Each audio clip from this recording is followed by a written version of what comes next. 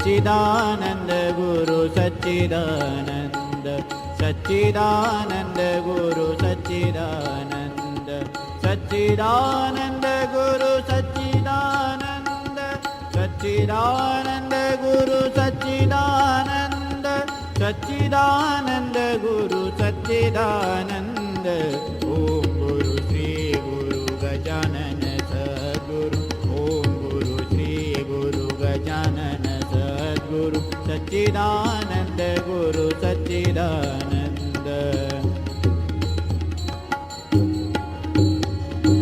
सच्चिदानंद गुरु सच्चिदानंद सच्चिदानंद गुरु सच्चिदानंद सच्चिदानंद गुरु सच्चिदानंद ओम गुरु श्री गुरु गजानन सद्गुरु ओम गुरु श्री गुरु गजानन सद्गुरु सच्चिदानंद गुरु सच्चिदानंद सच्चिदानंद गुरु सच्चिदानंद सच्चिदानंद गुरु सच्चिदानंद सच्चिदानंद गुरु सच्चिदानंद सच्चिदानंद गुरु सच्चिदानंद ओम गुरु श्री गुरु गजानन सद्गुरु ओम गुरु श्री गुरु गजानन सद्गुरु सच्चिदानंद गुरु सच्चिदानंद सच्चिदानंद गुरु सच्चिदानंद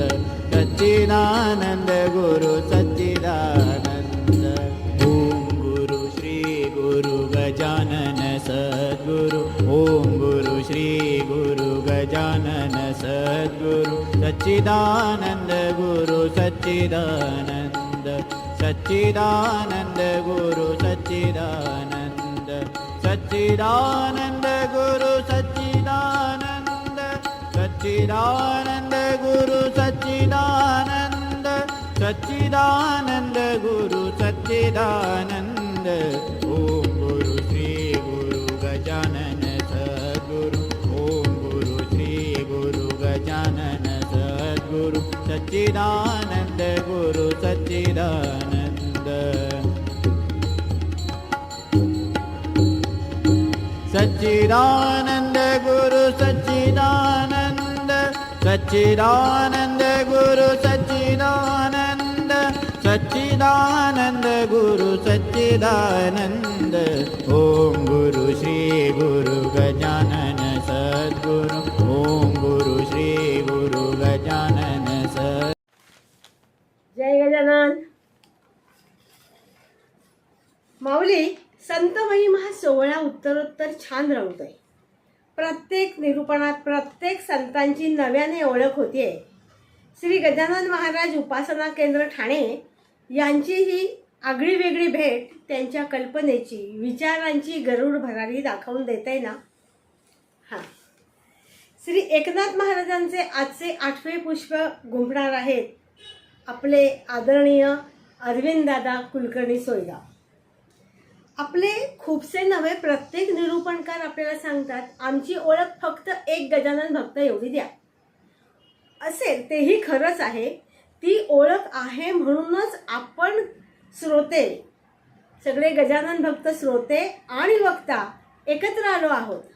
पण तरी मला वाटतं वेळोवेळी क्षणोक्षणी फक्त महाराजांच्या भेटीचा ध्यास घेतलेले हे सगळे निरूपणकार यांना प्रत्येक क्षणी महाराजांची अनुभूती म्हणा प्रचिती येत असते आणि त्या त्यांच्या ठाई असलेल्या अनुभवाची शिदोरी वाढतच असते. त्यामुळे प्रत्येक माऊलीपर्यंत ती शिजोरी पोचवण्यासाठी आपण त्यांचा हात सोडता कामा नाही. आणि आपल्याला हात धरून देणारे हेच तर आहेत माऊलीपर्यंत. त्यांना देवदूत म्हटलं तरी सुद्धा वावगं ठेवू नये. त्यामुळे त्यांची अनुभूती त्यांनी सांगावी. पूजा कशी आपण पंचोपचारे करतो ना, तसंच प्रत्येक संतांचं अष्टांग दर्शन त्यांनी आपापल्या परीने घडवावं आणि तसं ते घडवत आहेत. प्रत्येकाने यापुढे सुद्धा असंच दर्शन घ्यावं प्रत्येक संतांचं. हीच महाराजांच्या प्रत्येक गजानन भक्ताकडून प्रत्येक निरूपणकाराला प्रार्थना. अरविंददादांची बोलायचं झालं तर भक्तीच्या बीजापोटी फळे रसाळ गोमटी. दादांची आई दासगोतात रमणारी आणि बाबा ज्ञानेश्वरीत. 11,000 ज्ञानेश्वरीतील ओव्या मुखोद्गत असणाऱ्या पित्याचा वारसा दादांना लाभलेला असताना काय होणं म्हणण्यापेक्षा किती देशील दो कराने असं भरभरून दादांना मिळालंय आणि ते सातत्याने आपल्यापर्यंत पोचवत असतात. ते तर आम्हाला म्हणाले की तुम्ही मला 21 संतांचं निरूपण सांगायला सांगितलं तरी मला आवडेल. तर असे हे दादा उत्तम तबल्याची साथ करतात. 3 पिढ्यांची पारंपरिक तबला साथ देणारे आता 4थी पिढी त्यांची म्हणजे 3 वर्षाचा नातू सुद्धा तबला वाजवायला सुरू झाला आहे. तर अशा अरविंददादांची साथ आपल्या केंद्राला असल्याने आपलं केंद्र गरुड भरारीचं स्वप्न साकार करत आहे हे नक्कीच. तर दादा लवकरच आम्हाला एकनाथ महाराजांच्या भक्तीच्या मळ्यात घेऊन जावं अशी प्रार्थना करते आणि इथेच थांबते. जय गजानन.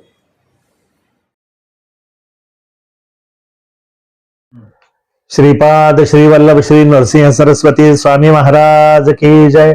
श्रीमद परमहंस परिव्राजकाचार्य श्रीमद वासुदेवानंद सरस्वती स्वामी महाराज की जय.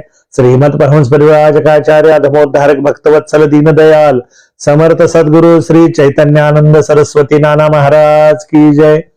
श्रीमद परमहंस परिव्राजकाचार्य समर्थ सद्गुरु श्री कृष्णानंद सरस्वती समर्थ सद्गुरु श्री काका माऊली की जय. रेणुका माता की जय. नर्मदा माता की जय. नर्मदे हर हर हर. अनंत कोटी ब्रह्मांड नायक महाराजाधिराज योगिराज परब्रह्म सच्चिदानंद भक्त प्रतिपालक शेगाव निवासी समर्थ सद्गुरु श्री गजानन महाराज की जय. ठाणे उपासना केंद्राच्या या वैविध्यपूर्ण उपक्रमामध्ये आपण अनेक महानुभावांच्या संत चरित्राचा आस्वाद घेतला. आज माझ्या वाटेवर एका जनार्दनी स्तंभ दिला भागवत त्या संत श्री एकनाथ महाराजांच्या जीवनचरित्राची सेवा आलेली आहे. मी ठाणे उपासना केंद्राचे मनापासून आभार याकरता मानतो की गजानन विजयाच्या विविध अध्यायावरती वेगवेगळ्या अभ्यासपूर्ण निरूपणानंतर महाराष्ट्रातल्या सगळ्या संत मांदियाळीचं अवगाहन, सगळ्या संत मांदियाळींचं चरित्र दर्शन या निमित्तानं करण्याची संधी त्यांनी आपला सर्व गजानन महाराजांच्या भक्तांना दिलेली आहे. संत कुठलाही असो, महाराष्ट्र मातीतल्या सगळ्या संतांना, महाराष्ट्र मातीच काय जगभरामधली जी जी संत आहे ती प्रत्यक्ष भगवंताची विभूतीच आहे. संत हा मातृत्वाचा वसा आहे आणि या संताच्या चरित्राचं दर्शन करून आपण आपल्या स्वतःला पुण्य पावन करूया. आज नाथबाबांच्या जीवनचरित्राला सुरुवात करताना प्रारंभीच आपण जसं म्हटलं की संत चरित्र संत चरणी ज्याचा हित त्याचा ऋणी रुक्मिणीकांत या श्री संत दासगणू महाराजांच्या उक्तीनुसार श्री संत एकनाथ महाराजांच्या जीवनचरित्राच्या आरंभी आपण नाथ महाराजांच्या पूर्वजांचं स्मरण करूया. अपूर्व कळण्यासाठी पूर्व कळावं लागतं. श्रीनाथांच्या पंजोबांचा उल्लेख नाथ चरित्रामध्ये अविभाज्य भाग आहे. भानुदास महाराज हे नाथांचे पंजोबा. भानुदास महाराजांचा अधिकार अध्यात्म दृष्टिकोनातून प्रचंड मोठा आहे. श्री भानुदास महाराज हे पंढरीचे वारकरी आहे, श्रीकृष्ण भक्त आहे. परंपरेनं घरामध्ये आलेली कुलधर्म आणि कुलाचार्याची सेवा तर आहेच आहे, पण इतर जनांसाठी एक मार्गदर्शकाचं रूप म्हणून भानुदास महाराज आहे. भानुदास महाराज केवळ परिसराचंच नाही तर अख्ख्या महाराष्ट्राचं लक्ष वेधून घेतात ते त्यांच्या कर्तृत्वामुळं. विजयनगरच्या राजानं, अनागोंदीच्या राजानं पंढरपूरच्या पांडुरंगाची मूर्ती उचलून आपल्या बळाच्या जोरावरती तो आपल्या नगरीत घेऊन जातो. पंढरपुरामध्ये हाहाकार उडतो. सगळे वारकरी राजा कालस्य कारणम असं जसं म्हणतो तसं राजा पुढे जाता येत नाही या न्यायानं बिचारे चुरमुऱ्याचे लाडू खात बसले. काही जणांनी प्रतिकार केला परंतु राजा पुढे त्यांचा निभाव लागला नाही आणि मग सगळेजण हताश होऊन पंढरीच्या त्या रावळाशी येऊन बसतात. कोण आणील आपलं दैवत परत, हा त्यांचा विचार असतो.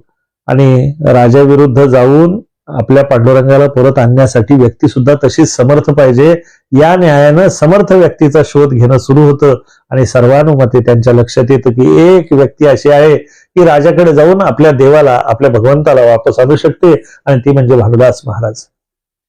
सर्व लोकांनी भानुदास महाराजांना विनंती केली. भानुदास महाराजांच्या डोळ्यामधली गोदावरी आणि एका डोळ्यातली चंद्रभागा दोन्ही डोळ्यातून वाहत होती. भानुदास महाराज दर्शनासाठी आले होते, पण त्यांना जेव्हा समाचार कळला ते आल्या पावली विजयनगरच्या रस्त्यानं निघाले.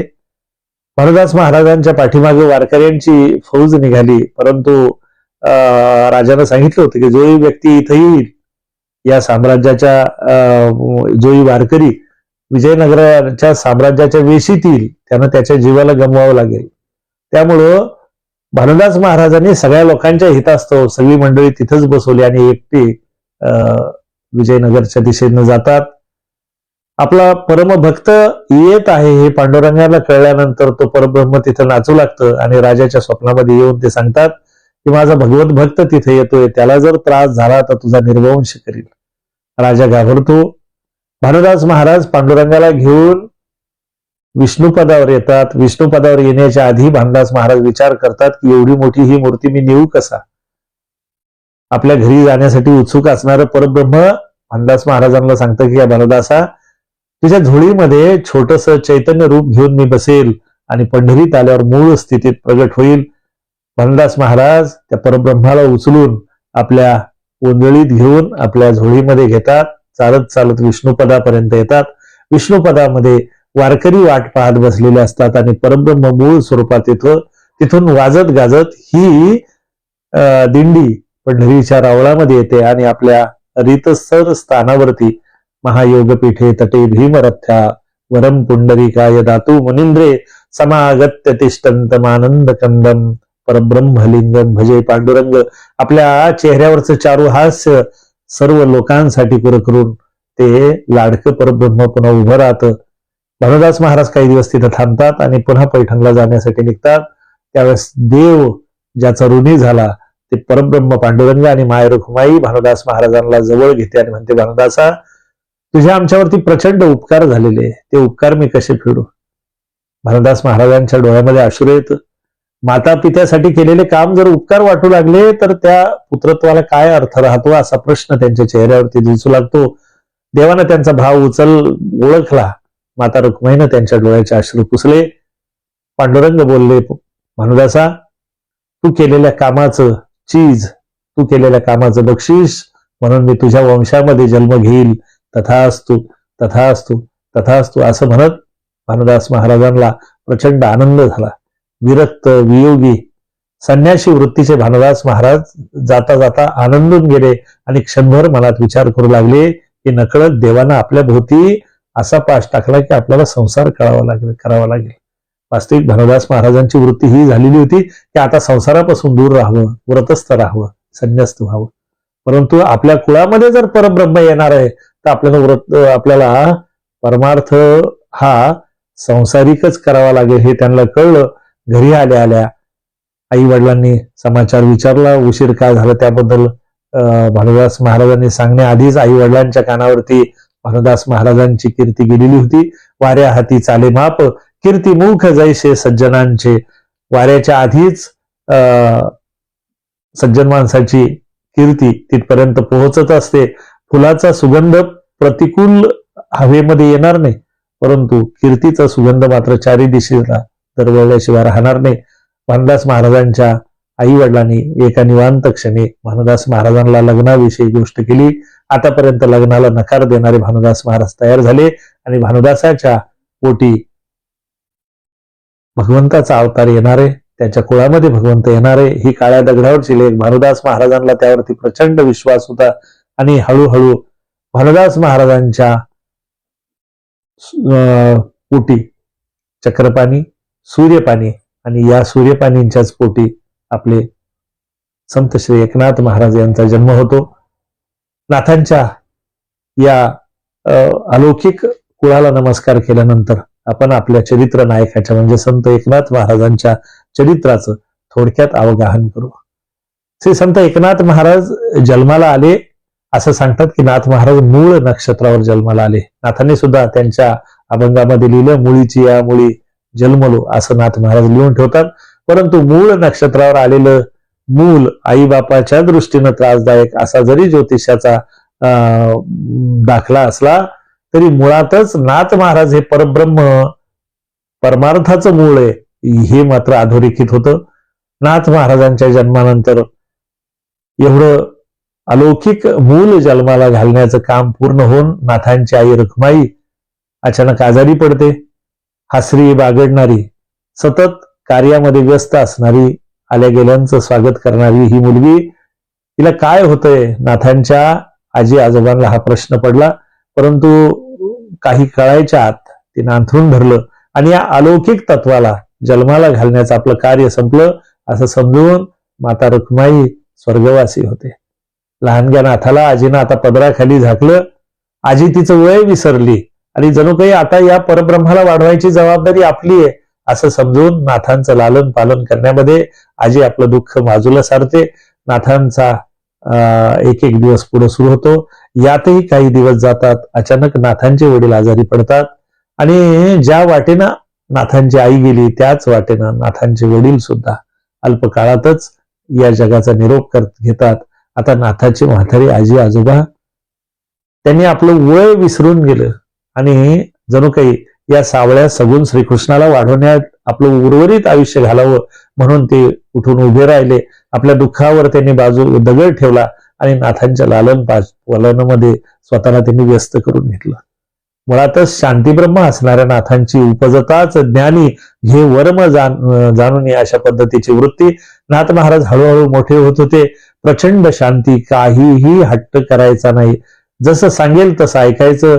नाथांच्या आजी आजोबाला वाटावं की अरे हे मूल आपल्याजवळ काही मागतच नाही. हळूहळू नाथ महाराज मोठे होत होते परंतु कुठलाच हट्ट नाही. जसं आजी आजोबा सांगतील, नाथा जेवायला चल म्हटलं की पटकन छोटासा नाथ त्या पाटावरती येऊन बसायचा. एक घास आजीला घालायचा, एक घास आजोबाला घालायचा. म्हाताऱ्या डोळ्यातून टपकन अश्रू ओघळायचे. असा हा आनंदाचा दिवस चालू होता. देवाच्या दयाने घरामध्ये कशाची कमी नव्हती. परंतु नाथ महाराजांच्या आजी आजोबाला एक चिंता सतत सतत भेडसावत होती की या महान बुद्धिमान अशा बाळाचं पुढं कसं होणार. सामान्य आई बापाला जशी आपल्या लेकरा बाळाची चिंता असते, आजी आजोबाला जशी आपल्या नातवाची चिंता असते, अगदी तशीच किंबहुना त्यापेक्षा जास्त, कारण आई वडील गमावलेल्या या बाळाचं कसं होणार याची चिंता आजी आजोबाला होत होती. दिवसामागून दिवस जात होते. नाथ महाराज मोठे झाले. हळूहळू नाथांचं शाळेत जाण्याचं वय झालं. शाळेत नाथ महाराजांना त्या काळच्या रिवाजानुसार पाठशाळेमध्ये घातलं. मौंजी बंधन झालं, चेऊल झालं. मुळातच अत्यंत सुंदर दिसणारे नाथ महाराज, त्यांचे विशाल डोळे आणि एकूणच चर्या तेजस्वी. त्यात मौंजी बंधनानंतर श्रीनाथ महाराज आणखी तेजस्वी दिसू लागले. मुलाबाळामध्ये खेळावं, बागडावं, ठरलेल्या वेळात घरी यावं, आजी आजोबाला काम करू लावावं, म्हाताऱ्या आजीच्या सगळ्या कामामध्ये पुढे पुढे जावं, आजोबाच्या कामामध्ये जाऊन उभं राहावं, म्हाताऱ्या आजी आजोबांचे पाय दाबावे, कपडे घड्याळ करून ठेवावे, अंथरुण काढावे, पडेल ती कामं नाथाने करावी आणि न सांगता करावी. सांगितल्यानंतर काम करतात ती ठीक आहे. समजा काही मुलं सांगितल्यानंतर काम करतात, काही मुलं अशी असतात की सांगितल्यानंतरही करत नाही. पण नाथ महाराज असे होते की सांगितल्याशिवाय आपल्या आजीला तहान लागलेली असेल, आपल्या आजोबांना तहान लागली असेल हे कळून ध्यानात घेऊन स्वतःच्या प्रज्ञेनं नाथ महाराज त्यांच्या पुढे पाण्याचा ग्लास घेऊन जायचे. नाथांच्या हातचं पाणी पिता पिता नाथांच्या आजोबाच्या डोळ्यातूनही अश्रू उघडायचे. देवा, किती गुणी लेकरू दिलंस आणि त्याला लहानपणीच अनाथ केलं. खरं सांगू, नाथ महाराज हे अनाथ कसे असू शकतील? हजारो लोकांना, कोट्यावधी लोकांना ज्यानं सनाथ केलं, अनाथाचा नाथ जनार्दन असे नाथ महाराज आपल्या सद्गुरूविषयी लिहितात. त्या नाथ नगरीमध्ये कोण अनाथ असू शकेल? नाथ महाराजांचं वय वाढत होतं. पाठशाळेमध्ये नाथ महाराजांना घातलं. टीप कागदासारखं गुरुजीने एखादी गोष्ट शिकवली की नाथ महाराजांनी ती पटकन टिपून घ्यायची. आजचा पाठ झाला, उद्याचा पाठ झाला, परवाचा पाठ झाला, एका पाठोपाठ शास्त्र, मीमांसा, गणित, साहित्य, कला त्या काळामधल्या ज्योतिष, त्या काळामधल्या ज्या ज्या गोष्टी होत्या त्या सगळ्या नाथ महाराज टीप कागदासारखे टिपत होते आणि गुरुजी विचार करत होते की असा विद्यार्थी कधी पाहिला नाही. एकदा याला एखादी गोष्ट सांगावी आणि ती टोकापर्यंत यांनी त्याच दिवशी पूर्ण करावी, एवढी नाथांची अमोघ अशी प्रज्ञा होती. आणि या प्रज्ञावान विद्यार्थ्याचं खरं म्हणजे असा लाखोमध्ये एखाद्या शिक्षकाला असा विद्यार्थी मिळतो की जो त्याचं सगळं सर्वस्व एखाद्या टीप कागदासारखं ज्ञान शोषून घेतो आणि एक दिवस नाथांचे गुरुजी नाथांच्या अपरोक्ष नाथांच्या आजोबाच्या घरी येतात. आजोबाला सांगतात, आजोबा आम्हाला क्षमा करा, आम्ही तुमच्या मुलाला शिकवू शकत नाही. नाथांच्या आजोबाला वाईट वाटतं, माझ्या नाथानं काही आगळी केली का, त्याने काही त्रास दिला का, तो तुम्हाला उलटून बोलला का. नाथांच्या आजोबांकडे हात जोडत गुरुजी म्हणाले, बाबा अरे लक्षावधीमध्ये एखाद्याच गुरुला असा शिष्य मिळतो की ज्याची प्रज्ञा एवढी विलक्षण आहे, पण माझी समस्या ती नाही. नाथ महाराज चुकूनही मला उलटून बोलत नाही. आज्ञा पालन कोणी करावं तर नाथांनीच करावं. त्याच्यासारखा गुणी, विद्वान, मितभाषी आणि गोड असा मुलगा शोधूनही सापडणार नाही. माझी समस्या अशी आहे की या मुलाला शिकवण्यासारखं माझ्याजवळ काही उरलं नाही. मी जेवढं माझ्या आयुष्यामध्ये ज्ञान कमवलं होतं, अवघ्या काही महिन्यामध्ये या नाथाने ते सगळं आत्मसात केलं. याच्या पुढं त्याला कुठल्या तरी चांगल्या पाठशाळेत घाला, जेणेकरून तो आपल्या नगरीचं, आपल्या राज्याचं नाव मोठं करील. त्या दिवसापासून नाथांची शाळा सुटली. नाथ महाराज घरी आल्यानंतर आजोबाने सांगितलं, बाळा उद्यापासून तू शाळेत जाऊ नको. गुरुजीनं सांगितलं असं असं. नाथ महाराजांना वाईट वाटू लागलं. नाथ महाराजांना आता बराचसा वेळ कुठं काढावा असा प्रश्न पडला. सकाळी घरची कामं झाली की तो आजूबाजूला कुठल्या तरी मंदिरामध्ये जाऊन बसे, ध्यान एकाग्र करून भगवंताशी संवाद साधत असे. तेव्हा माझा काय अपराध आहे की माझे गुरुजी मला शिकवत नाही. नाथ महाराजांच्या त्या निरागस बोलण्यानं कदाचित देवही हेलावत असेल. आणि एक दिवस नाथ महाराज पैठणच्या डोलेश्वर महादेव मंदिरामध्ये बसलेले. आदिनाथ गुरु सकळ सिद्धांचा असं ज्याच्याबद्दल बोललं जातो तो आदिनाथ महागुरु, विश्वाचा आदिदैवत, ज्ञानाची देवता महादेव त्या गाभाऱ्यामध्ये प्रचंड उजेड झाला आणि त्या उजेडामध्ये नाथ महाराजांचे चिमुकले डोळे दिपले. काय होतं हे कळायच्या आत त्यांनी पाहिलं की अख्खा गाभारा हा एका विलक्षण तेजाने भरून गेलेला आहे. आणि त्या तेजस्वी गाभाऱ्यातून शब्द आला, नाथा तुला सद्गुरूचा शोध पाहिजे ना तर देवगिरीवर जा. तुझे सद्गुरू तुझी वाट पाहत आहे, तुझे सद्गुरू तुझी वाट पाहत आहे. पुन्हा पुन्हा नाथांच्या कानामध्ये तो प्रश्न, तो आवाज घुमू लागला, देवगिरीकडे जा, देवगिरीकडे जा, देवगिरीकडे जा. नाथ महाराज त्या आजूबाजूला पाहत पाहत त्या दिव्य तेजस्वी प्रकाशाकडे पाहत पाहत होत गेले. हळूहळू तो दिव्य प्रकाश मंद होत गेला आणि त्यानंतर त्यातून झाकळून आली ती महादेवाची मूर्ती. आशुतोष महादेवाच्या चरणी नाथांनी आपलं मस्तक ठेवलं आणि घराच्या दिशेनं चालू लागले. विचार चक्र डोक्यामध्ये चालू होतं, कुठे असेल देवगिरी, कोण असेल माझे सद्गुरू. विचार करत करत नाथ महाराज घरी आले. आज नेहमी बडबड करणारा, धावत येणारा, आपल्याशी लढिवाळपणा करणारा नाथ आपल्याशी काही बोलतच नाही असं आजी आजोबाला वाटलं. आजीनं आजोबाला विचारलं, अहो नाथ तुमच्याशी काही बोलला का. आजोबा म्हणले, हा प्रश्न मी तुला विचारणार होतो. जसा तो आज आला तसा गुपचूपच आहे, काहीतरी त्याच्या मनात चालू असेल, कदाचित त्याची तब्येत बरी नसेल. नाथांजवळ जाऊन नाथांनी त्याच्या कुरळ्या केसावून हात फिरवला. बाळा तुझी तब्येत बरी आहे का. नाथ बाबांनी मानेनच सांगितलं, नाही बाबा माझी तब्येत चांगली आहे. मग काय झालं, तू बोलत का नाही. नाथ महाराज तिथून उठले आणि घरामध्ये जाऊन बसले. आजीनं पुन्हा त्याला जवळ घेतलं, विचारायचा प्रयत्न केला, पण अबोल झालेला नाथ काही केलं बोलत नव्हता. काय झालं असावं. तो बराच वेळ आजी आजोबा विचार करत बसले. कदाचित आपल्याकडून त्याच्या लालन पालनामध्ये, त्याच्या पालन पोषणामध्ये काही कमी राहिली असावी. कदाचित बाहेर कोणीतरी त्याला आई बापा वेगळं पोर म्हणून हिणवलं असेल. कदाचित त्याच्या योग्य त्याच्याशी आपलं वर्तन नसावं म्हणून ते लेकरू रुसलं असावं. कधीच न रुसणार आणि कधीच काही न मागणार असं हे लेकरू होतं की जे आयुष्यात कधी कोणाला मागतच नव्हतं. मुळातच ज्याचा जन्म देण्यासाठी झालेला होता, तो काय मागायसाठी जन्माला आला होता. काय करावं हा प्रश्न आजी आजोबाला पडला. आजी आजोबा म्हणाले, जाऊ दे, 1-2 दिवस जातील, पुन्हा तो खेळायला लागेल. असं म्हणून त्यांनी झोपलेल्या नाथांच्या अंगावरून हात फिरवला. आजीनं त्याच्या अंगावरती आपल्या मायेची गोधडी पांघरली. आजी झोपी गेली. नाथ महाराजांनी डोळे मिटले होते, पण झोप आज येत नव्हती. सतत मनामध्ये विचार चालू होतो की कधी सद्गुरू भेटतील. आणि नाथ महाराज 2-3 दिवस असे गेले. मनाचा निर्धार ठाम होत होता. एक दिवस मनाचा निर्धार ठाम केला. देवघरातल्या देवाला नमस्कार केला. देवातल्या देवघराला सांगितलं की देवा, तूच संदेश देतोस, त्यामुळे पुढची जबाबदारी तुझी येते. आज घरातून जात आहे, आजी आजोबाला न सांगता जात आहे. मी थोडस जरी बाहेर गेलो तर कधी आजी आजोबाला न सांगता बाहेर गेलो नाही. त्यांना न विचारता मी कुठली कृती केली नाही. पण माझे आजी आजोबा मला सद्गुरूकडे जाऊ देतील का नाही याबद्दल मला साशंकता आहे. म्हणून आत्मकल्याणासाठी, जन उद्धारासाठी मला जावं लागणार आहे. मला भगवंताचा आदेश आहे म्हणून मी जात आहे. पण एक काम कर तेव्हा, जेव्हा मी माझं सगळं ज्ञान हस्तगत करून, गुरुकृपा संपादन करून जेव्हा वापस येईल तेव्हा माझे आजी आजोबा मला दिसू दे, असं म्हणून त्यांना देवाला नमस्कार केला. दोन्ही डोळे भरून आले होते. पैठणची गंगामाई जणू काही नाथांच्या डोळ्यामध्ये अवतीर्ण झाली होती आणि तिला मोठा पूर आला होता. कितीतरी वेळ त्या भाव अवस्थेमध्ये नाथ महाराज होते. आपल्या छातीचा शर्ट पूर्ण ओला झाला होता. नाथ महाराज उठले. झोपलेल्या आजी आजोबाला लांबूनच नमस्कार केला आणि जणू काही आपल्याला कोणी पाठीमागून पकडायला येईल म्हणून धावत सुटणाऱ्या वासरासारखं नाथ महाराज पळत सुटले. कुठे देवगिरी माहिती नाही, परंतु उजेडाच्या दिशेनं, पूर्वेच्या दिशेनं ते पळत धावत निघाले.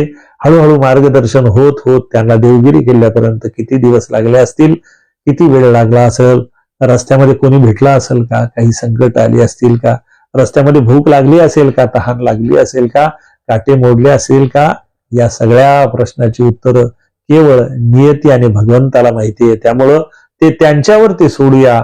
सकाळी सकाळी पूर्वेच्या सूर्योदयाबरोबर किल्ल्याचे किल्लेदार जनार्दन स्वामी पायऱ्या उतरून खाली येत होते आणि एक लहान लेकरू, कानामध्ये वासरू जसं वारा शिरल्यानंतर धावत सुटतं तसं देवगिरीच्या त्या अवघड किल्ल्यावर पळत येत होतं. दुरून जनार्दन स्वामी त्याच्याकडे अनिमेष नजरेनं पाहत होते आणि म्हणत होते, वा आला रे, माझा वाघ आला, ज्याची जन्मजन्मी आम्ही वाट पाहिली ते माझं लेकरू आलं. जणू काही कामधेनूचा पाना ताठून यावा तशी जनार्दन स्वामीची अवस्था झाली होती. जनार्दन स्वामीच्या भेटीसाठी चिमुकला नाथ धावत धावत जातो आणि जन्मजन्मीची ओळख असावी तसा तो स्वामींच्या पायावर पडतो. स्वामी त्याला उचलून घेतात. नाथा आलास, किती वाट पाहायला लावली रे. आणि नाथ महाराज सद्गुरूंचं बोट धरून किल्ल्यावर येतात. स्वामींच्या सान्निध्यात नाथांचं शिक्षण सुरू होतं. परंतु नाथ महाराजांना असं वाटतं की प्रत्यक्ष आपण स्वामीच्या जास्त जवळ जावं, परंतु स्वामी कुठल्या ना कुठल्या कामामध्ये त्याला व्यस्त ठेवतात. एक दिवस एक पैशाची चूक शोधता शोधता स्वामी बाहेरून लक्ष देतात आणि नाथ महाराज चिमुकले नाथ महाराज पहाटे पहाटे त्याच्या खोलीमध्ये दिवा तेवत ठेवून ती किल्ल्यातल्या हिशोबाची चूक शोधत असताना टाळी वाजवतात आणि जोरात म्हणतात, सापडली रे सापडली. एक पैशाची चूक रात्रीतून शोधून काढली. गुरु कार्यामध्ये क्षणभरही चूक होऊ द्यायची नाही, हा अचूकपणा नाथांच्या अंगी होता. नाथ महाराजांचे सद्गुरू म्हणतात, आणखीही सापडतील नाथा, थोडा दम धर. नाथ महाराजांनी दुसऱ्या दिवशी नाथांना बोलून घेतलं. नाथांना खूप आनंद झाला की सद्गुरूंनी बोलवलं आणि नाथ महाराजांनी त्यांना सांगितलं की नाथा, आज जरा लक्ष ठेव, आज विशेष गोष्ट घडणार आहे, त्यामुळं तू सावधास. जी गुरुजी असं म्हणून नाथांनी मान डोलवली. नाथांच्या सद्गुरू बरोबर नाथ महाराज पाठीमागून निघाले. जसे गायीच्या पाठीमागं वासरू चालतं तसं नाथ महाराज आपल्या सद्गुरू समोर जायला निघाले. दर गुरुवारी चित्त एकाग्र करण्यासाठी जनार्दन स्वामी किल्ल्यावर जात असत. तिथून बाजूला असणारा शुलीभंजन नावाचा पर्वत आहे. त्या पर्वतावर स्वामीजी जायचे आणि त्यांच्या पाठीमागे छोटेसे एकनाथ महाराज चाललेले. नाथांना सांगून ठेवलेले गुरुजीने की नाथा, आज सगळं लक्ष ठेव. जाऊन पाहतात तर त्या निबिड अरण्यामध्ये एक मलंग त्यांना दिसतो.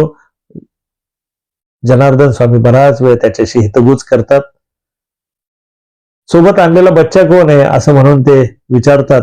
हा माझा शिष्य आहे. जनार्दन स्वामी त्याला ओळख करून देतात. आणलेल्या कटोऱ्यामध्ये भाकरीचे काही तुकडे असतात, ते कुस्करले जातात. कुत्रीचं दूध काढून तो काला भिजवला जातो.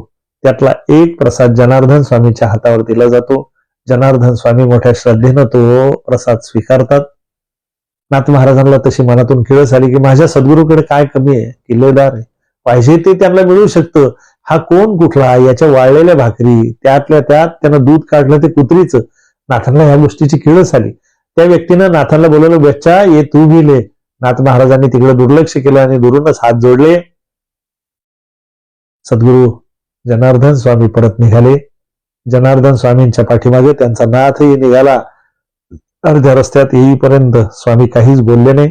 अर्ध्या रस्त्यात येताना स्वामीजी नाथबाबांना म्हणतात, नाथा तुला काय सांगितलं होतं? हात जोडून नाथ महाराज त्यांना विचारतात, जी गुरुजी. अरे बाळा, मी तुला सांगितलं होतं आज कुठल्याही गोष्टीकडे दुर्लक्ष करू नको, आज विशेष गोष्ट होणार आहे, परंतु तू दुर्लक्ष केलं आणि बाळा तू तो प्रसाद घ्यायला हवा होता. नाथ महाराजांना त्या प्रसादाची काही प्रमाणात तरी किळस आलेली होती, त्यामुळे त्यांनी तो प्रसाद घेतला नव्हता. आणि मग ज्यावेळेस आपल्या गुरुजींना सांगितलं की तो घ्यायला पाहिजे होता, त्यावेळेस त्यांना असं वाटलं की बाकीचं काही असो, गुरुजी जर सांगतात आपण तो घेतला पाहिजे होता. नाथांना पश्चाताप झाला. सद्गुरू जनार्दन स्वामींच्या पायावर त्यांनी दंडवत घालून क्षमा याचना केली. पुढच्या गुरुवारी स्वामीजी म्हणाले, नाथा आज लक्ष ठेव. आता नाथ महाराज सावध झाले होते. मुळातच ते अखंड सावधानी आहे. आणि नाथ महाराजांना आज प्रत्यक्ष देवानं सुद्धा कसोटी घेतली नाही, साक्षात दत्त दर्शन झालं. आणि ईश दर्शन झालेल्या शिष्याकडून सेवा घ्यायची नाही, हा सद्गुरु तत्वाचा एक फार मोठा नियम आहे. दुसऱ्या दिवशी नाथ महाराज सेवा करायला गेल्यानंतर नाथ महाराजांना जनार्दन स्वामी सांगतात, बाळा आज तू इथे यायचं नाही. स्वामींच्या या शब्दामुळं नाथांना थोडासा आश्चर्याचा धक्का बसला, थोडं वाईटही वाटलं. बाळा जा, त्याच शुलीभंजन पर्वतावर तू तपश्चर्येला जा. नाथबाबांना प्रश्न पडला की मी गुरूंच्या सेवेसाठी इथं आलो, पण गुरु मला जवळ येऊच देत नाही. सारखे ते मला कुठल्या ना कुठल्या कारणानं दूर पाठवतात. पण गुरु आज्ञाप्रमाण जाता जाता नाथ महाराजांनी जणू काही लेक सासरी जाताना आपल्या आईला विचारते, आई तू म्हणते तर जाते पण परत केव्हा येऊ? नाथ महाराजांनी सुद्धा तोच प्रश्न केला, बाबा तुमच्या आज्ञेनं जातो खरा, पण परत केव्हा येऊ? त्यावेळेस जनार्दन स्वामीने सांगितलं की काही अघटित घटना घडेल त्यावेळेस तू परत ये. नाथ महाराज निघाले. 12 वर्ष तपश्चर्या त्या जंगलात. आजही आपण जर शुलीभंजनला गेला ते एवढे निविड अरण्य आहे, आजही तिथे जाण्यासाठी व्यवस्थित रस्ते नाही. त्या काळात नाथ बाबा कसे पोहोचले असतील, आश्चर्य आहे. आणि आजूबाजूला त्या भयानक जंगलामध्ये जिथं सूर्यकुंड आहे, चंद्रकुंड आहे आणि त्याच्यावरच हा शुलीभंजन पर्वत आहे, सूर्यभंजन पर्वत आहे. त्या पर्वतावर जिथं दत्ताचा वास आहे तिथं नाथांनी आपली साधना सुरू केली.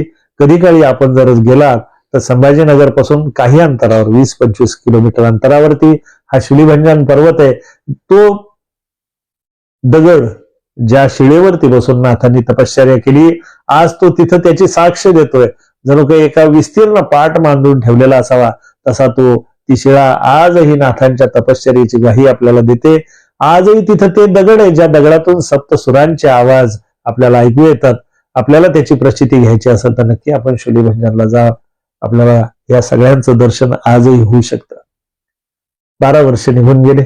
कुणी एक आदिवासी तिथला शेतकरी रोज यायचा आणि या तरुण मुलाकडे पाहत म्हणायचा, कुणाचं लेकरू आहे माहिती नाही, एवढ्या लहान वयात एवढी तपश्चर्या करतंय.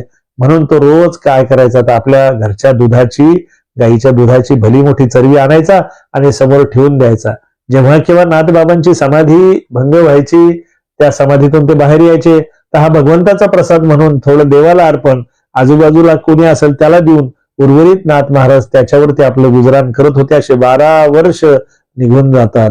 एक दिवस तो आदिवासी किंवा तो शेतकरी नाथबाबांसाठी दूध घेऊन येतो आणि समोर पाहतो तर काय, नाथांच्या त्या तेजस्वी चर्येला उन्हाचा त्रास होऊ नये म्हणून एक भला मोठा महासर्प आपल्या फणीची सावली करून त्यांच्या अंगाभोवती वेढा ठेवून झोपलेला तिथं उभारलेला दिसतो. हा आदिवासी घाबरतो. त्याच्या हातातला तो माठ आहे तो भीतीनं जोरात तो त्याच्या हातून पडतो आणि तो घाबरतच ओरडत पळतो आणि नाथांची समाधी भंग पावते. जशी श्रीनाथांची समाधी भंग पावली तसा तो महासर्प सळ सळ सळ नाथांच्या अंगावर उतरून जंगलामध्ये नाहीसा झाला. सेकंदभर नाथ महाराज विचार करतात आणि दुसऱ्या क्षणी त्यांना आनंद होतो. काहीतरी अघटित घटना घडली आणि त्या क्षणी नाथ महाराज दुसरा तिसरा विचार करत नाही, तर सद्गुरूकडे जाण्याचं साधन आपल्याला मिळालं म्हणून पळतच सुटतात. नाथ महाराज पुन्हा देवगिरीवर येतात. आज जनार्दन स्वामींना सकाळपासूनच शुभ शकून होऊ लागले. त्यांनी गुरुपत्नीला गोडधोड जेवणाचं सांगून ठेवलेलं आहे. नाथ महाराज, योगीनाथ महाराज, ज्ञानीनाथ महाराज, ईश दर्शन झालेले नाथ महाराज आपल्या सद्गुरूकडे येताना सद्गुरू किती आनंदित झाले असतील याची कल्पना किंवा ते शब्दात सांगणं शक्य नाही. नाथ महाराज आल्यानंतर आज कितीतरी दिवसानं गुरुमाता सद्गुरू जनार्दन स्वामी आणि नाथबाबा जेवायला बसलेले. स्वतः सद्गुरू जनार्दन स्वामी श्रीनाथ महाराजांना आपल्या हाताने पूर्णाची पोळी खाऊ घालतात.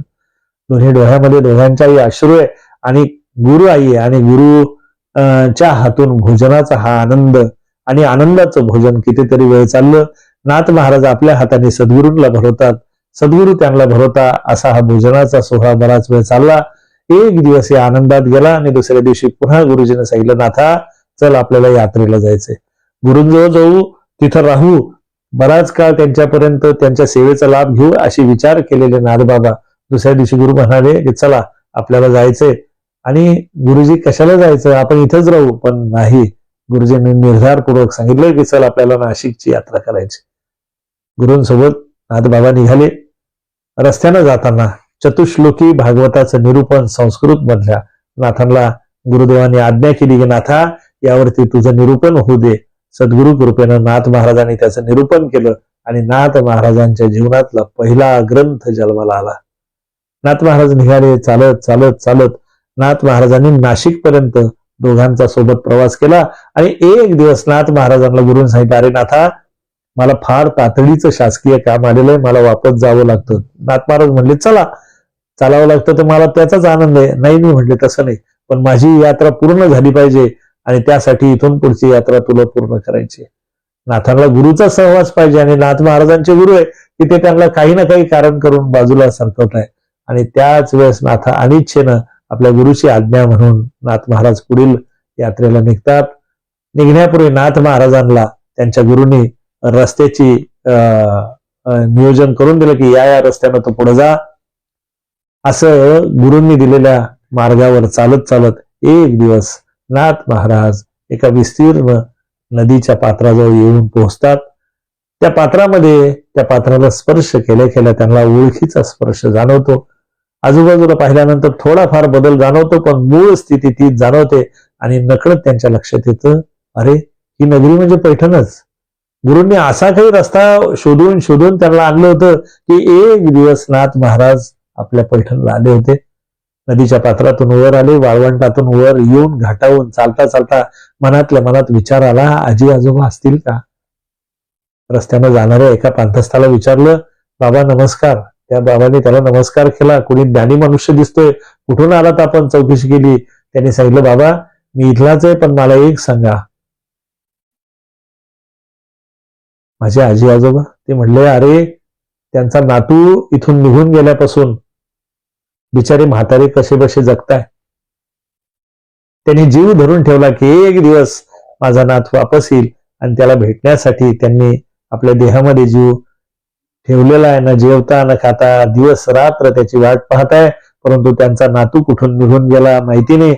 बिचारे ते आहेत, आपले आजी आजोबा आहे हे कळल्यानंतर नाथांनी आता गती धरली आणि धावत धावत नाथ महाराज आपल्या घरी जाऊन पोहोचले. म्हातारी झाले, क्षीण दृष्टी झालेल्या आजी आजोबांनी आवाजावरून स्पर्शावरून आपल्या नातवाला ओळखलं आणि कितीतरी दिवसानं त्या घरामध्ये 20, 12, 15 वर्षानं जणू काही 12-15 दिवाळ्या, 12-15 दसरे, 12-15 गुढीपाडवे एकदम त्या घरामध्ये आलेले होते. आनंदाला पूर आला होता. आजी आजोबांनी नाथांना असं घट्ट धरलं होतं की जणू पुन्हा हा नाथ पळून जाईल आणि त्याला पळू जाऊ द्यायचं नाही असं म्हणून त्यांनी घट्ट त्याला धरून ठेवलं. कितीतरी वेळ त्या घरामध्ये हा आनंदाचा सोहळा चालू होता. नाथांनी आपल्या आजी आजोबांना कळून घेतलं होतं. खूप दिवसानंतर त्या घरामध्ये आनंदाचा क्षण आला होता. दिवसभर नाथांच्या आजी आजोबा, बाळा कुठे होतास, कसा होतास, काय होता विचारत होते. आजी आजोबांना नाथ महाराज विचारत होते, बाबा तुम्ही कसे आहात, काय.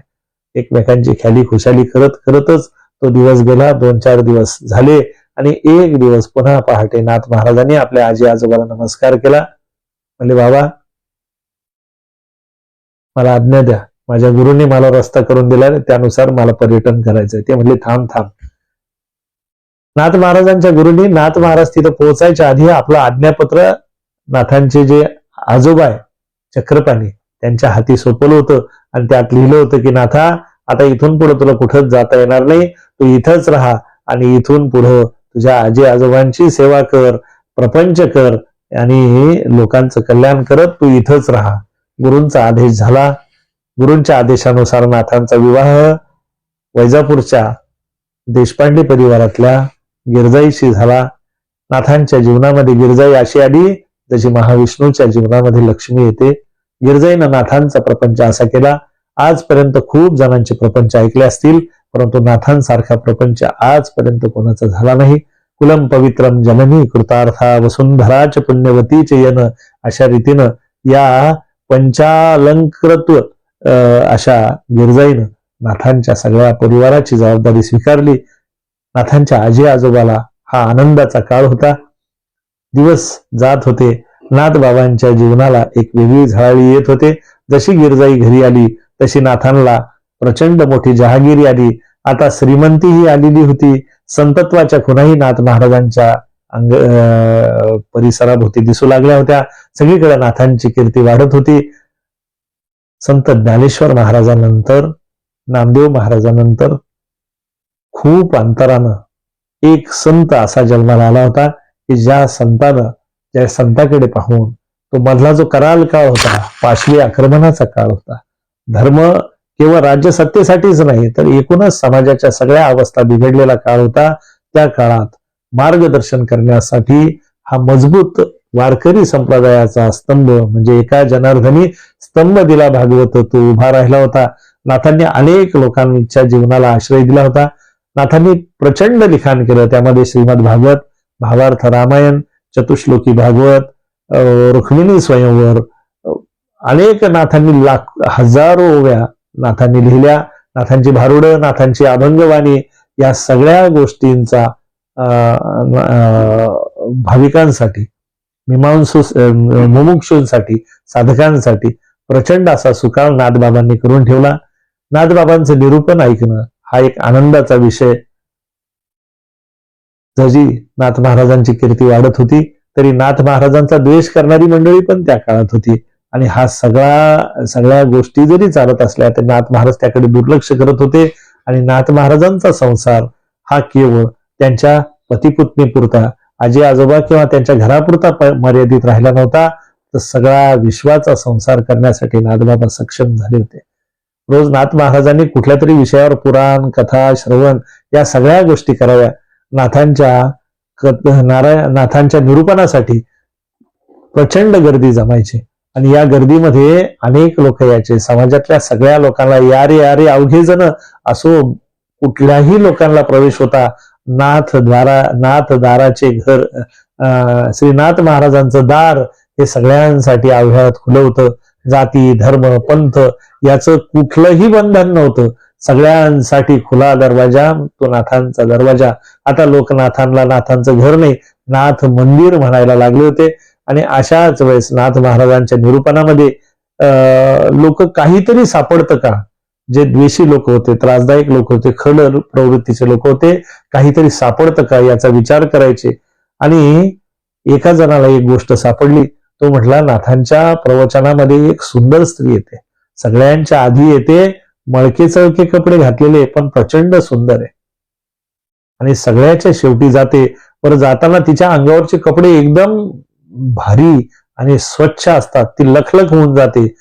लोकांना या गोष्टीमध्ये काहीतरी वेगळं वाटलं. रोज ती कोण येते याची चौकशी सुरू झाली. प्रवचनासाठी नाही, पण ही कोण येते या चौकशीसाठी लोकांची गर्दी व्हायला सुरुवात झाली. ती स्त्री यायची, नाथांच्या निरूपणामध्ये यायची. येताना तिच्या अंगावरचे कपडे प्रचंड मलिन झालेले असायचे. नाथ महाराजांच्या निरूपणामध्ये ती निवांत येऊन बसायची आणि नाथांचं निरूपण झालं की सगळ्यात शेवटी ती नाथांना नमस्कार करून निघून जायची. पण जाताना मात्र तिचा वेश एकदम पालटून जायचा. तिच्या अंगावरचे कपडे एकदम तेजस्वी, तिच्या अंगावरची झळाळी एकदम विलक्षण अशी असायची. आणि आपल्या गावातली ही कोणी स्त्री नाही, ही कोणी भल्या मोठ्या घरची स्त्री आहे असं लोकांना वाटत होतं. तिच्या मागावरती असणाऱ्या एका खेळानं घरी मी जाऊन निरोप सांगितला की अरे गंमत झाली, रोज ही स्त्री येत होती, कोण कोणाची याचा शोध आपण घेत होतो. पण आज अचानक असं झालं की ही नाथांच्या घरी आली. नेहमीनुसार मळके कपडे होते. निरूपण ऐकलं. निरूपणानंतर तिनं नाथांना नमस्कार केला आणि ती नाथांच्या वाड्यातून निघली. भरजरी कपडे झालेले घेतलेले होते आणि जात जात सरळ ही गंगेवरती गेली आणि गंगेत उडी मारून तिनं जीव दिला. झालं, काहीतरी कारण सापडलं होतं. नाथांविरुद्ध बालंट आणायचं होतं म्हणून या लोकांनी गावामध्ये बबरा केला आणि नाथ महाराजांवर या गोष्टीचा खटला भरावा का याचा विचार विमर्श सुरू झाला. दुसऱ्या दिवशीची सकाळ उगवली. नाथ महाराज पुन्हा निरूपणाला बसले. पुन्हा स्त्री हजर. कोण होती ती? तर ती होती साक्षात गंगा. गंगा तीर्थो मलिन मनसो. या लोकांचे पाप धुवून धुवून गंगा जेव्हा मळकी होते, तिच्यावरती या सगळ्या पापाचं ओझ होतं, त्यावेळेस ती गंगा संत चरणी जाते, पुन्हा पवित्र होते आणि पुन्हा त्या आपल्या तेजस्वी रूपाला प्राप्त होते. हा भाव लोकांना कळायला उशीर लागणार होता. नाथ महाराजांच्या जीवनामध्ये अनेक गोष्टी, आपण एक छोटीशी गोष्ट पाहून आजच्या या सेवेला विराम देऊ. एकदा असं झालं की एका व्यक्तीची मुलगी, गरीब होता, त्याला आपल्या मुलीचं लग्न करायचं होतं. पैठण मधलं स्थळ आलेलं होतं आणि या स्थळाच्या निमित्तानं ती व्यक्ती विचार करू लागली की एवढ्या मोठ्या ठिकाणी आपली मुलगी द्यावी का. आईबापांना एकांतात विचार केला की आपल्या घरी बाईला काही व्यवस्थित मिळालं नाही. तिचं नशीब जर व्यवस्थित असेल, ती जर श्रीमंता घरी जात असेल तर आपण का तिला अडवावं, तिचं भाग्य का हे करावं. आईनं सांगितलं, अहो पण त्या पैठणमध्ये कोणी आहे का आपलं आपल्या ताईकडे लक्ष देणार. त्यावेळेस भाविक असणाऱ्या तिच्या वडिलांनी सांगितलं, अगं नाथ महाराज आहे, नाथ महाराजांकडे ही जाईल. आणि नाथ महाराजांच्या विश्वासावर या गरीब दाम्पत्यानं आपल्या मुलीचं कन्यादान केलं. जाता जाता बापाने तिला सांगितलं, बाळा तुझ्या घरी आम्हाला नेहमी येता येणार नाही, कारण तुझ्या घरी तुझ्या घरच्या लोकांचा रीतसर सन्मान आम्हाला करणं शक्य नाही. त्यामुळं मी तुझ्या घरी येणार नाही. मला किती जरी वाटलं तरी तुझ्या घरी मला येणं शक्य नाही. पण बाळा, जेव्हा केव्हा तुला आई वडिलांची आठवण येईल, नाथवाड्यामध्ये जा. तिथं गिरजाई आहे, तिथं नादबाबा आहे, तुला आमच्यापेक्षा जास्त जीव लावतील. अत्यंत खानदानी असणाऱ्या त्या सोशिक मुलीनं वडिलांचा निरोप घेतला. ती सासरी येते. सासरी आल्यानंतर तिला थोड्याच दिवसात कळतं की ज्या व्यक्तीबरोबर आपला विवाह झाला तो श्रीमंत आहे पण व्यसनी पण आहे. त्याचे वेगवेगळे छंद आहे. या सात्विक मुलीनं त्याच्या सगळ्या गोष्टी पूर्ण कराव्या. सासू सासरे चांगले होते पण कालरोगात ते सुद्धा कालवश झाले. आता दोघंच उरले आणि आई वडिलाचा धाक गेल्यानंतर हा मुलगा आणखीनच बेभान झाला आणि रोज त्यानं नाचणाऱ्या बाईच्या माढीवरती जावं, वाटल तसा पैसा उधळावा. हळूहळू संपत्तीचा ओघ नष्ट होत होता. एक दिवस सगळी संपत्ती नष्ट होत होती. रोज त्याचं ते जाणं, घरी उशिरा येणं, कधी कधी तिकडेच मुक्कामी थांबणं या मुलीला अस्वस्थ करत होती. जेव्हा केव्हा हिला त्रास व्हायचा त्यावेळेस ती नाथ वाड्यामध्ये जायची, नाथांच्या निरूपणामध्ये बसायची आणि मनातल्या मनात विचारायची, बाबा सगळ्यांच्या मनातलं तुम्हाला कळतं, तुम्हाला माझ्या मनातला भाव कळत नाही का. मी तुमची मानस कन्या, आई वडिलांनी जन्म दिला पण तुमच्या पदरात टाकलं ना बाबा, तुम्हाला माझं दुःख कळत नाही का. नेहमी तिनं संवाद साधावा. मनातल्या मनात नाथाने म्हणावे, बाळा सगळं कळतं रे पण योग्य वेळ येऊ दे. असं चालू होतं.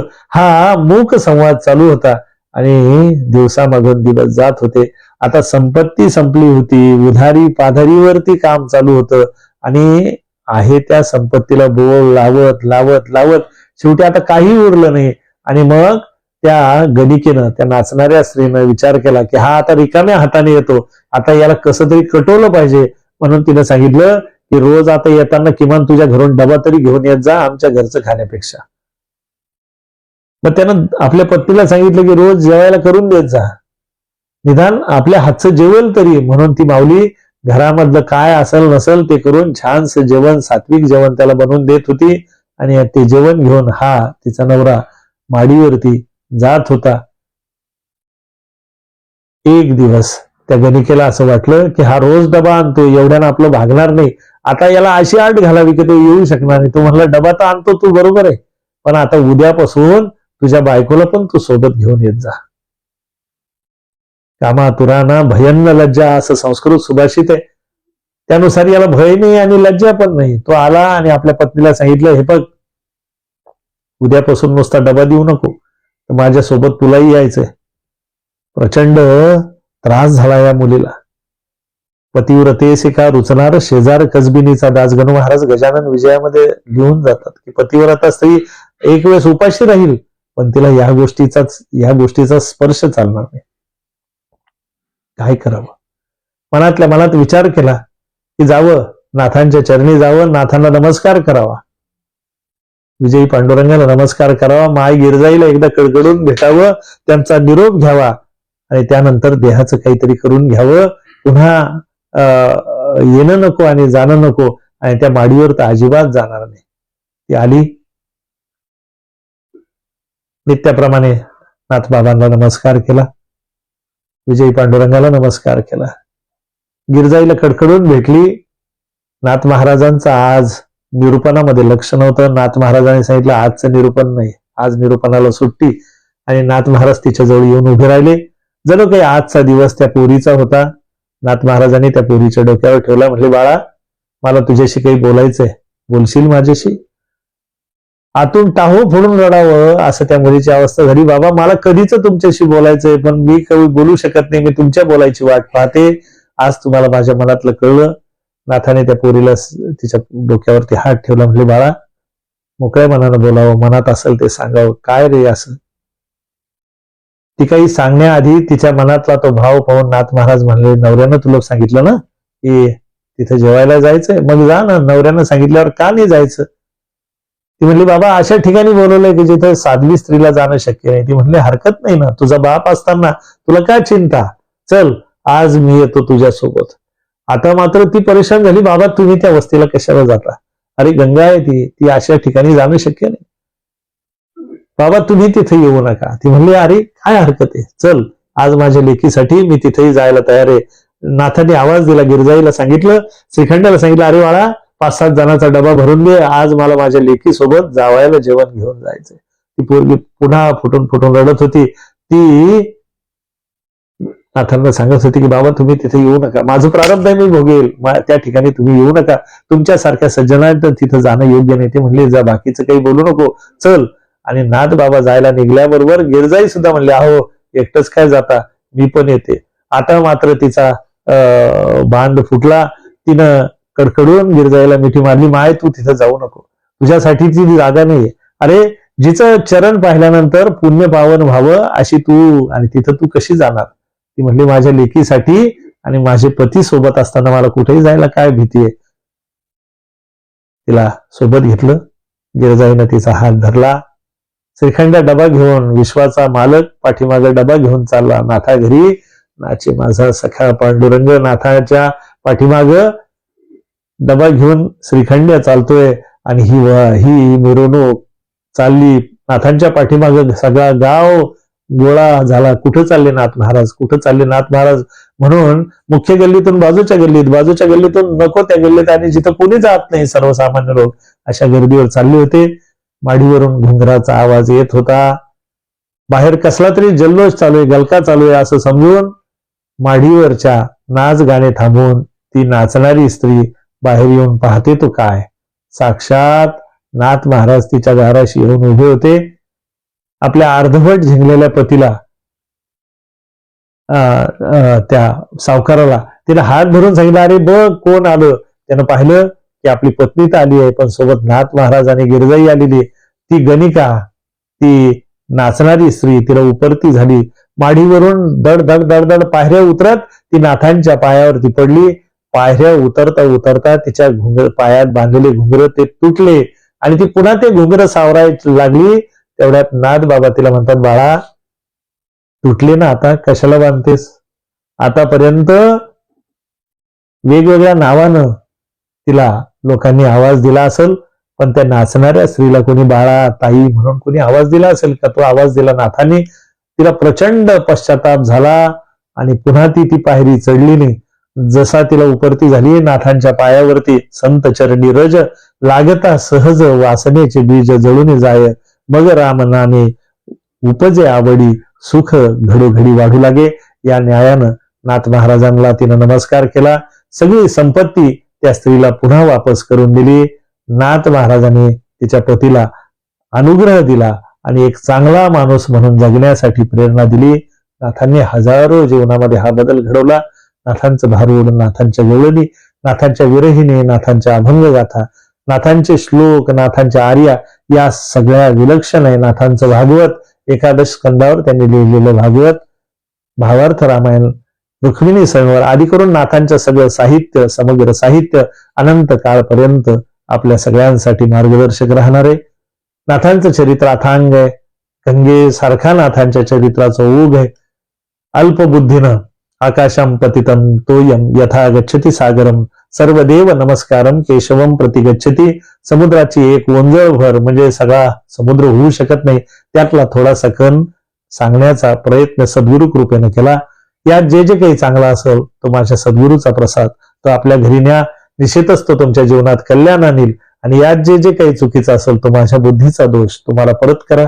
झालेली सेवा सद्गुरु चरणी अर्पण करतो. श्री गजानन उपासना केंद्र ठाणे यांच्या सर्व सन्माननीय सदस्यांचे मनापासून आभार मानतो. झालेली सेवा सद्गुरु चरणी अर्पण करून थांबतो.